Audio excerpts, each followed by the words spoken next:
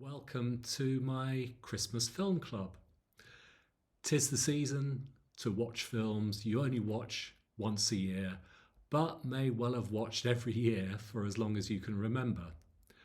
Our household is probably worse, or I'd say better, than many or most when it comes to Christmas movie watching. There are the staples which are on our, and I guess if you're our way inclined, your and most other people's lists.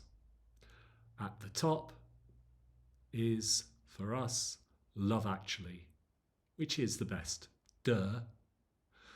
Then come both Home Alones, 1 and 2. Don't you always do the same as us and Google Macaulay Culkin and wonder how he ended up like that from such a sweet little boy? Then there are both Die Hards, 1 and 2, and yes, Bruce Willis also once had hair. The Muppet Christmas Carol, and of course Elf. But here are some others which may not feature with you, but are very often viewed here and are, I think, rather marvellous. Firstly, A Charlie Brown Christmas, which goes back to 1965. I think I saw it 5 years later, which was about how long it took films to come on the television in those days. Now, I grew up with the Peanuts cartoons, which were featured then in the Daily Mail every day, and which I think still stand the test of time, as does this lovely and short but sweet Christmas special. It has great messages for young and old, and a very cool Vince Guaraldi jazz piano soundtrack. Next, A Christmas Carol.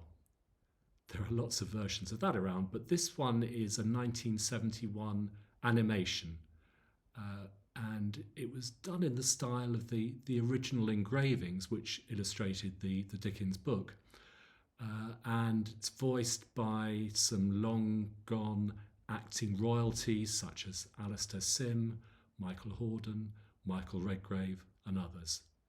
I think it's a great film, short and sweet again, and best of all, free on YouTube. Lastly, A Christmas Story. A lot of those around too. This one is a 1983 film and is the only, perhaps OTT, all-American Christmas film on my list. It's special to our family as we watched it in an hotel room in Florida on our first and only Christmas in the sun and away from home, 20 years ago, and never repeated. And this film, very sweet, was one of the best memories of it. So, give them a go. I'll be back in 2023, and in the words that apparently earn Noddy Holder £500,000 every year, Merry Christmas, everybody.